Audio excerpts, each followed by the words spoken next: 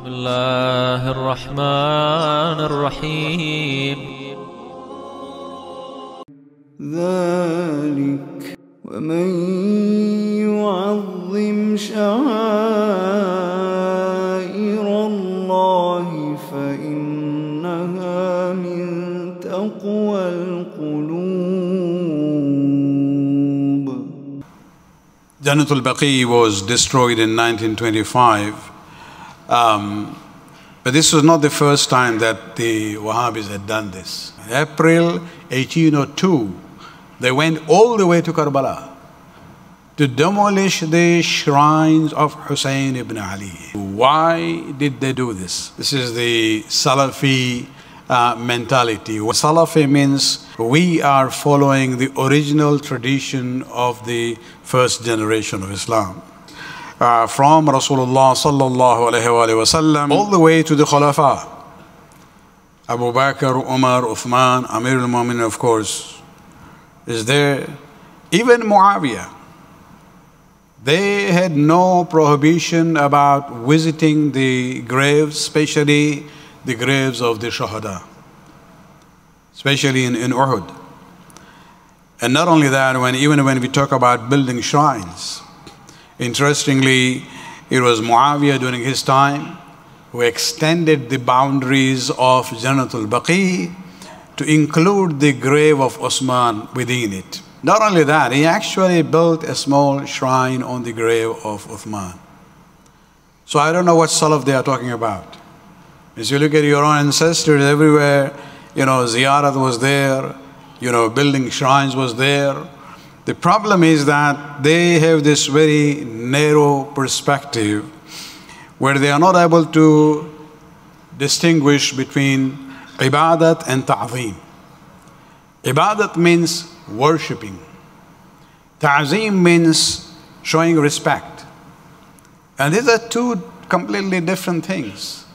They take the visitation through the shrines and the graves of the imams or the prophets, to be a symbol of, idol worshipping, which is not really true. It is ta'zeem. Look at the issue of Kaaba itself. If we say Allah lives in the Kaaba, we become kafir. Allah cannot be limited to a place. And that house, that square building, is known as Baytullah in a symbolic sense. Yet we feel that closeness to it. We go, we kiss it, even we do our ibadah towards it. We don't worship the Kaaba. We worship Allah subhanahu wa ta'ala, but facing the direction of the Kaaba. Ibadah is for Him, ta'zeem is for the Kaaba. Because it is linked to Allah subhanahu wa ta'ala. Allah says, I don't need a house, but I have chosen this to be my house. In a symbolic sense. And that is ta'zeem. They have this very, limited way of looking at things, and they immediately take action as if this is the first hukum after they have control in any area in the world. And this is, the entire same mentality when they came and controlled Mecca and then Medina. They first went to Mecca, destroyed the shrines in Jannatul Mu'alla, then they went to Medina. And similarly, you see, Taliban, what they have done in Afghanistan, or ISIS when they came for a short while controlling this area on the borders of Iraq and Syria. Even some of the shrines of the Anbiya in that area were destroyed by them. And this is because they consider this to be idol worshipping. They do not realize that there is a difference between ta'zeem, showing respect, and worshipping. We worship none but Allah subhanahu wa ta'ala. In 1802, in April, they actually formed an army and traveled all the way to Iraq. They went to Karbala. And they targeted the 18th of Zul-Hijjah. And so they came into the city of Karbala, and basically about 4,000 to 5,000 children, women, and old people where men were killed.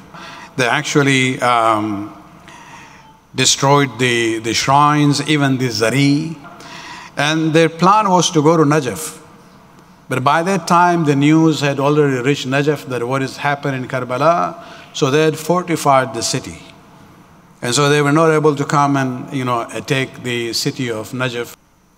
It seems that, for them, anything which symbolizes the Ahlul Bayt, they want to destroy that. Any memory, any connection that the people would have with the Ahlul Bayt through these visitations.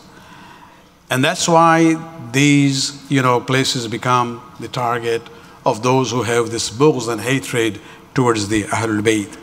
اللهم صل على محمد وآل محمد